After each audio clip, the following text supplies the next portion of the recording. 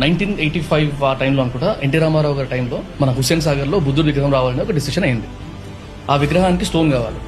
ఆ స్టోన్ భువనగిరి దగ్గర ఉన్న రాయగిరి అంటే మా ఊరి పక్కన రాయగిరి నుంచి తీసుకొని వచ్చారు. అరౌండ్ 350 tons వెయిట్ ఉన్న టన్ మన స్టోన్. తర్వాత 58 feet హైట్ అనుకుంటా నాకు తెలిసి. అది అక్కడి నుంచి ఇక్కడ తీసుకురావడానికి అండ్ దాన్ని చెక్కి బుద్ధుడిలాగా తయారు చేయడానికి అరౌండ్ $3 million ఖర్చు అయిందంట. 5 సంవత్సరాల టైం పట్టిందంట. అండ్ అక్కడి నుంచి ఇక్కడ తీసుకొచ్చేటప్పుడు సెమీ ఫినిష్డ్ దాన్ని తీసుకొచ్చారు అనుకుంటా, if I'm not wrong, subject to correction.